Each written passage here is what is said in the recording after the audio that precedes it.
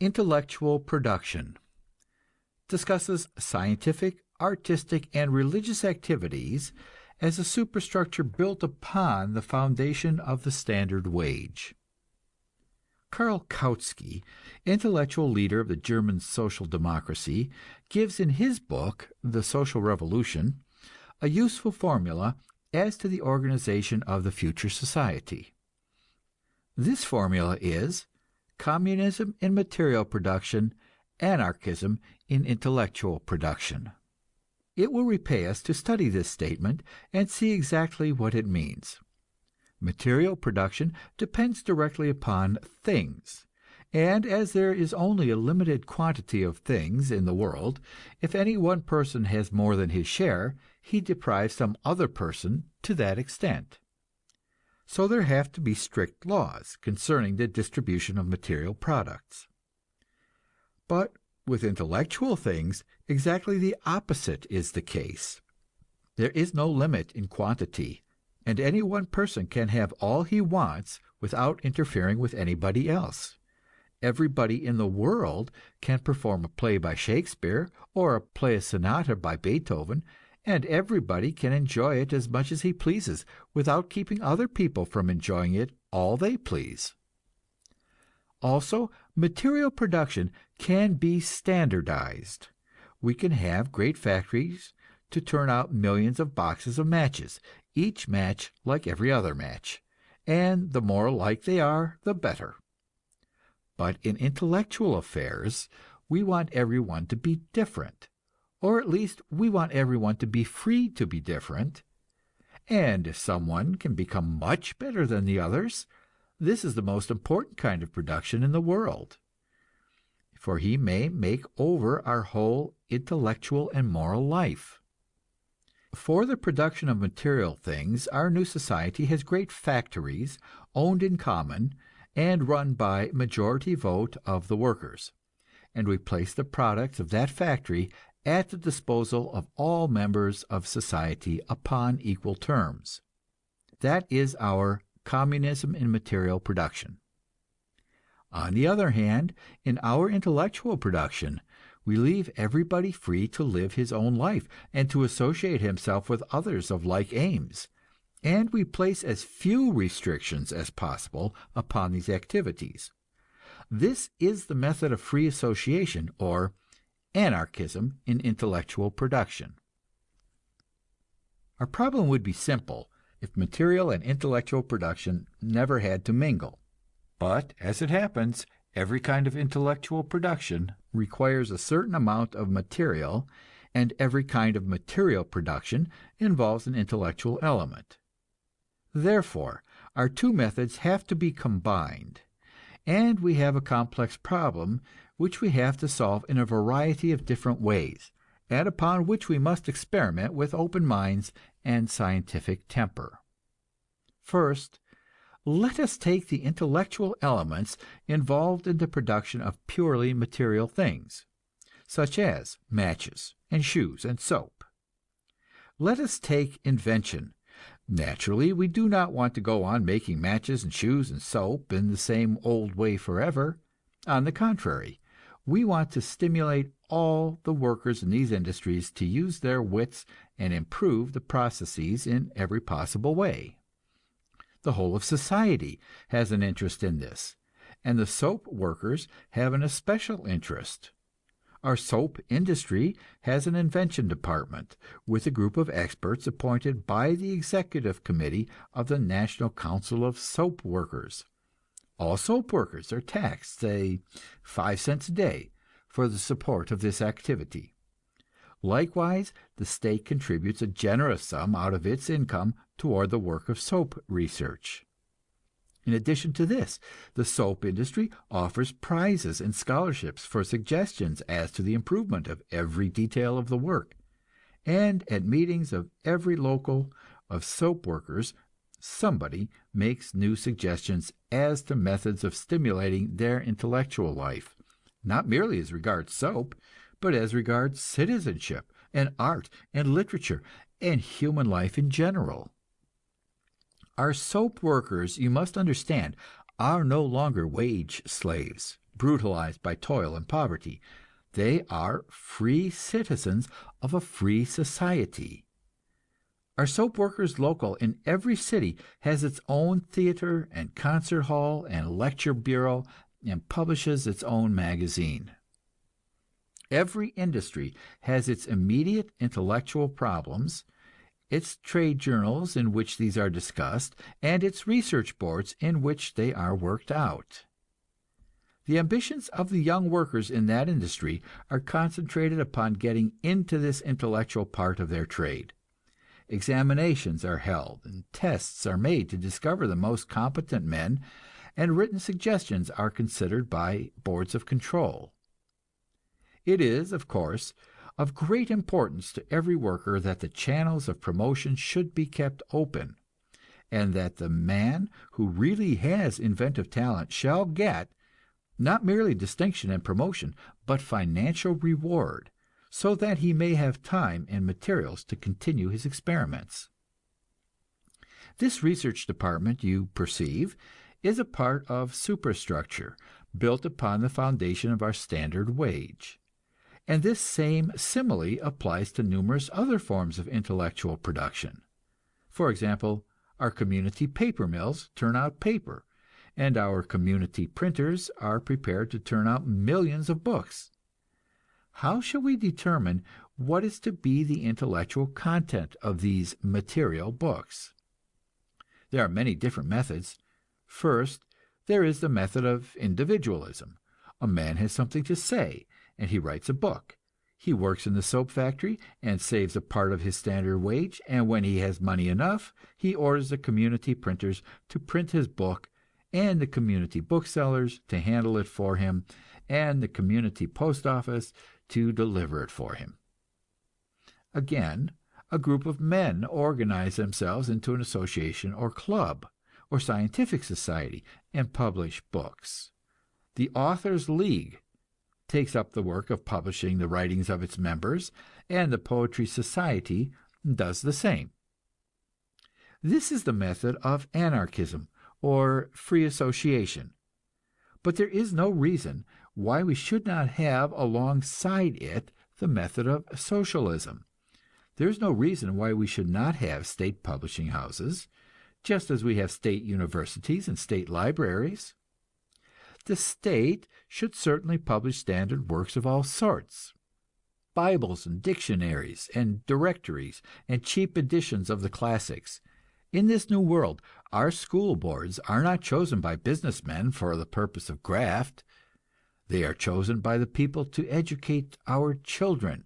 So it seems to us perfectly natural that the National Education Association should conduct a publication department and order the printing of the school books which the children use. In the same way, anyone is free to write a play, or to put on a play and invite people to come and see it.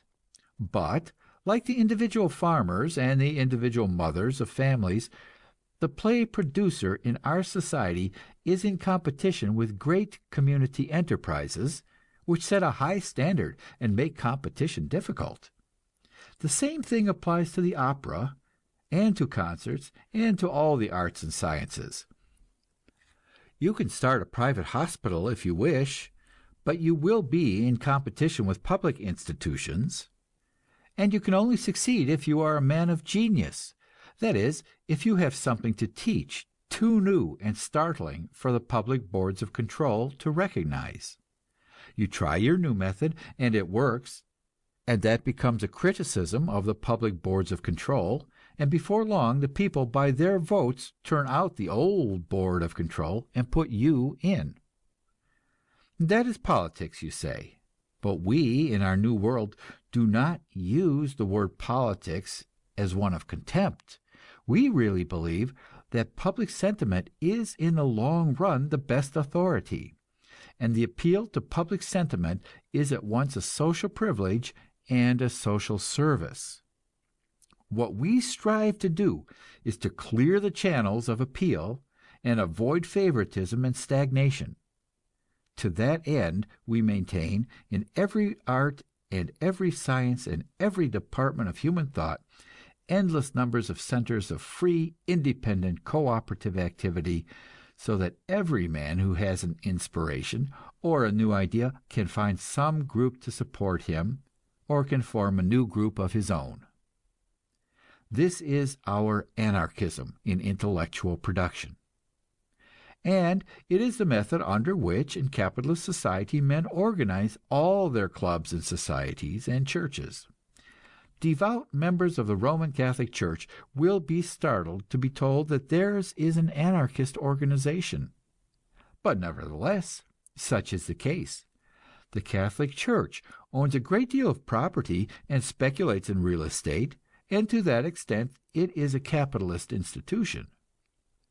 It holds a great many people by fear, and to that extent it is a feudal institution. But insofar as members of the church believe in it and love it and contribute of their free will to its support, they are organizing by the method which all anarchists recommend and desire to apply to the whole of society. Anarchist clubs and Christian churches are both free associations for the advocacy of certain ideas, the only difference being in the ideas they advocate. In our new world, such organizations have been multiplied many-fold and form a vast superstructure of intellectual activity, built upon the foundation of the standard wage. In this new world, all the people are free. They are free, not merely from oppression, but from the fear of oppression. They have leisure and plenty, and they take part naturally and simply in the intellectual life. The old, of course, have not got over the dullness which a lifetime of drudgery impressed upon them, but the young are growing up in a world without classes, and in which it seems natural that everyone should be educated and everyone should have ideas.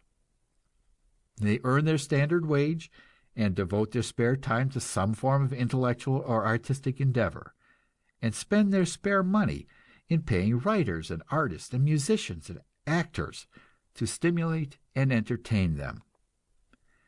These latter are the ways of distinction in our new society. These are the paths to power.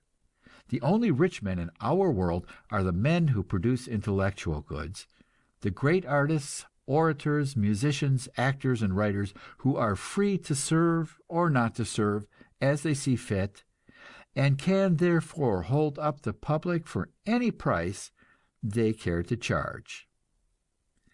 Just now there is eager discussion going on in our world as to whether it is proper for an opera singer or a moving picture star or a novelist to make $1 million. Our newspapers are full of discussions of the question whether anyone can make $1 million honestly, and whether men of genius should exploit their public. Some point out that our most eminent opera singer spends his millions in endowing a conservatory of art, but others maintain that it would be better if he lowered his prices of admission and let the public use its money in its own way. The extremists are busy founding what they call the 10-cent Society, whose members agree to boycott all singers and actors who charge more than 10 cents admission, and all moving picture stars who receive more than $100,000 a year for their service.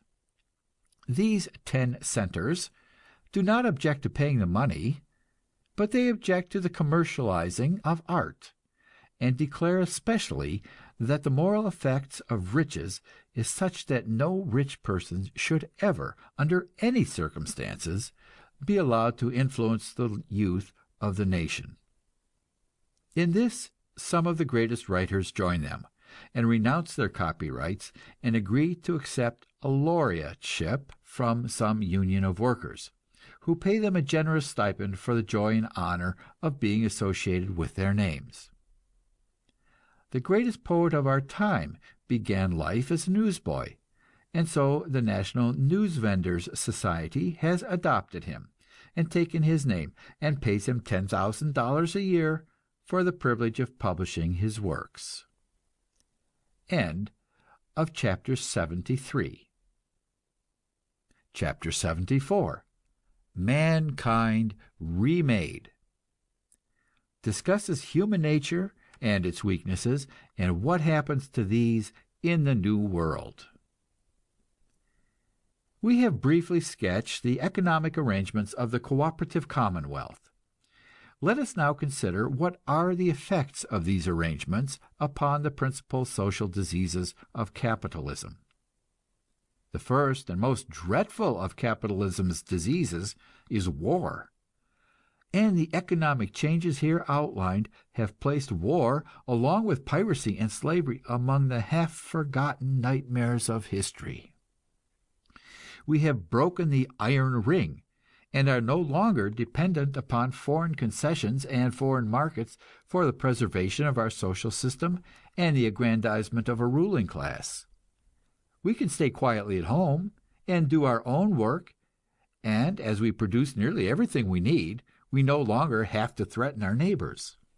Our neighbors know this, and therefore they do not arm against us, and we have no pretext to arm against them. We take toward all other civilized nations the attitude which we have taken toward Canada for the past 100 years. We have a small and a highly trained army, a few regiments of which are located at strategic points over the country. This army we regard and use as we do our fire department. When there is widespread damage by fire or flood or storm or earthquake, we rush the army to the spot to attend to the work of rescue and rebuilding.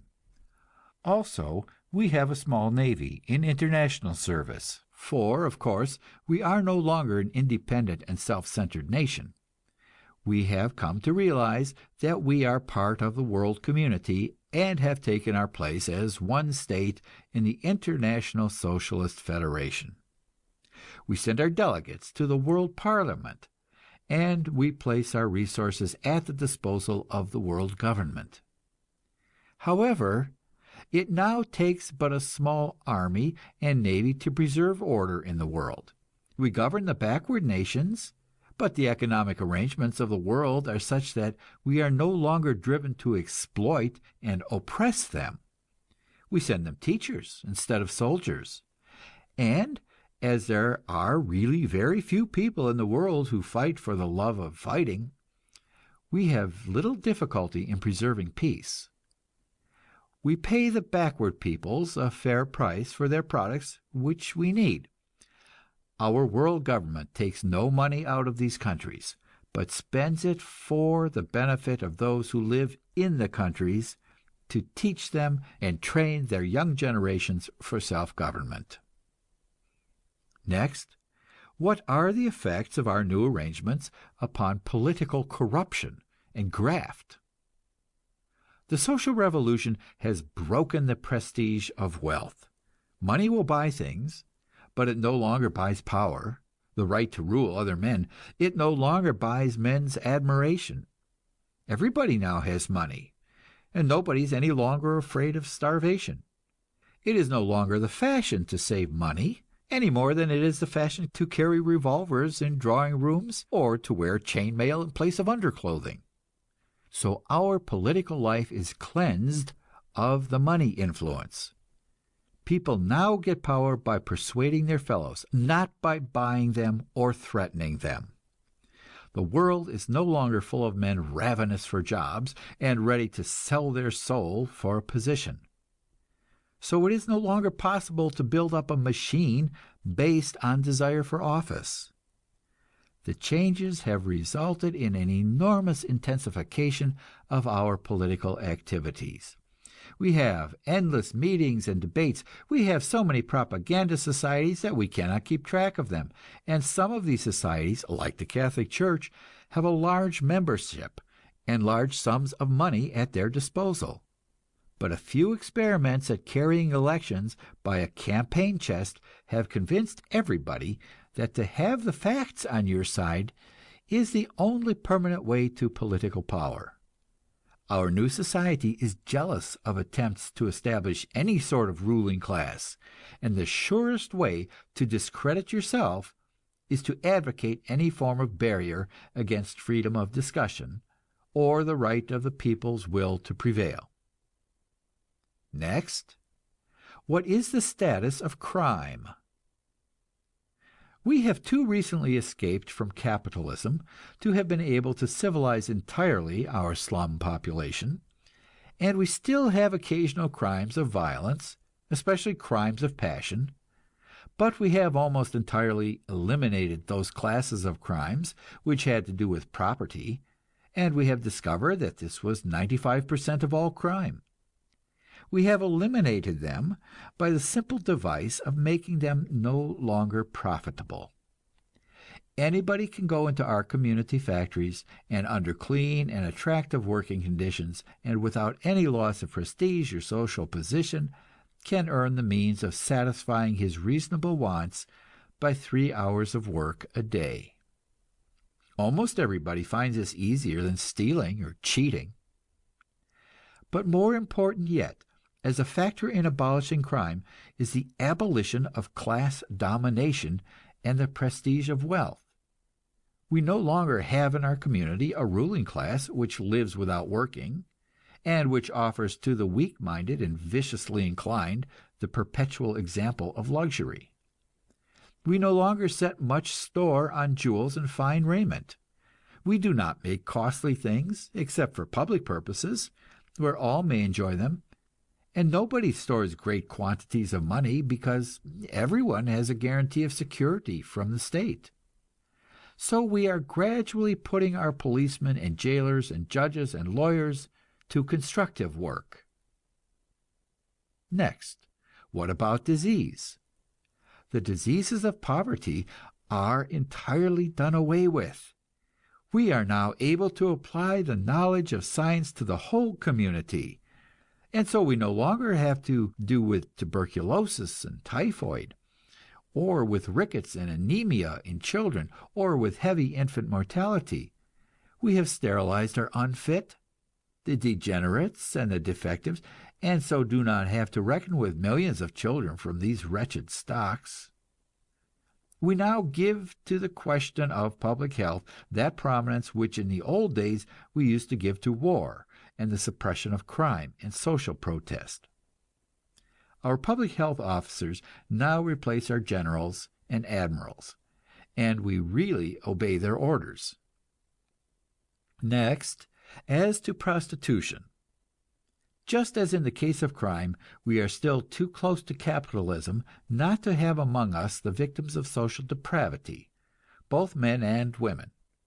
We still have a great deal of vice which springs from untrained animal impulse, and we have some cultivated and highly sophisticated pornography.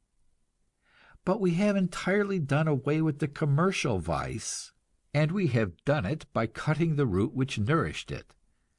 Women in our communities are really free, and by that we do not mean the empty political freedom which existed in the days of wage slavery. We mean that women are permanently delivered from economic inferiority by the recognition on the part of the state of the money value of their special kind of work, the bearing and training of children. This kind of work not merely receives the standard wage, it also receives the best surgical and nursing treatment free.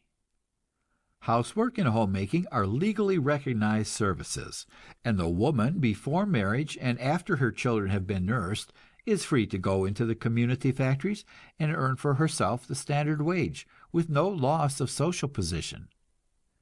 Consequently, no woman sells her sex, and no man buys it. This does not mean, of course, that we have solved the sex problem in our new society. There are two great social problems with which we have to deal. The first of these being the sex problem, and the second the race problem. Our scientists are occupied with eugenics, and we are finding out how to guide our young people in marriage so that our race may be built up and the ravages of capitalism remedied as quickly as possible. Also, we are trying to find out the laws of happiness and health in love. We are founding societies for the purpose of protecting love, and as hinted in the Book of Love, we have a determined social structure between two groups of women, the mother women and the mistress women, those who take love gravely as a means of improving the race, and those who take it as a decoration, a form of play. Our men are embarrassed by having to choose between these groups, and occupy themselves with trying to keep the struggle from turning into civil war. Second, the race problem. Our economic changes have, of course, done away with some of the bitterest phases of this strife. White working men in the North no longer mob and murder Negro working men for taking their jobs, and in the South our land values tax prevents the landlord from exploiting either white or Negro labor. But our white race is still irresistibly bent upon preserving its integrity of blood, and the more far-seeing among the Negroes have come to realize that there can never be any real happiness for them in a society where they are denied the higher social privileges. There is a movement for the development of a genuine Negro republic in Africa and for mass emigration. Also, there is a proposition, soon to be settled at an election, for the dividing of the United States into 3 districts upon racial lines. First, there are to be in the far South 3 or 4 states which are inhabited and governed solely by Negroes, and to which white men may come only as temporary visitors; a large group of states in the North which are white states, and to which Negroes may come only as visitors; and finally a middle group of states in which both whites and blacks are allowed to live, as at present, but with the proviso that no one may live there who takes part in any form of racial strife or agitation. This program gives to race-conscious Negroes their own land, their own civilization, their own chance of self-realization. It gives to race-conscious white men the same opportunity, and it leaves to those who are not troubled by the problem a country where black and white may dwell in quite good fellowship. Finally, what has been the effect of our economic changes upon the purely personal vices which gave us so much trouble and unhappiness in the old days? What, for example, has been the effect upon vanity? You should see our new crop of children in our high schools. There are no longer any social classes among them. The rich ones do not arrive in private automobiles to make the poor ones envious, and they do not isolate themselves in little snobbish cliques. They arrive in community automobiles, and all wear uniforms, one of the simple devices by which we repress the impulse of the young toward display of personal egotism. They are all full of health and happy play, and their heads are busily occupied with interesting ideas. Our girls are trained to thinking instead of to personal adornment. They are developing their minds instead of catching a rich husband by sexual charms. So we have been able in a single generation of training to make a real and appreciable difference in the amount of vanity and self-consciousness to be found among our young people. And the same thing applies to a score of other undesirable qualities, which, under the system of competitive commercialism, were overstimulated in human beings. In those old days, everyone was seeking his own survival, and certain qualities which had survival value became the principal characteristics of our race. Those qualities were greed and persistence in acquisitiveness, cunning and subtlety, also bragging and self-assertiveness. In that old world, people destroyed their fellows in order to make their own safety and power. They wasted goods in order to be esteemed, to preserve what they called their social position.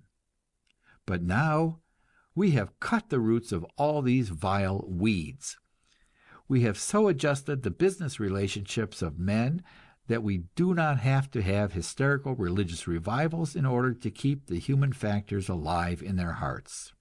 We have established it as a money fact which everyone quickly realizes that it pays better to cooperate.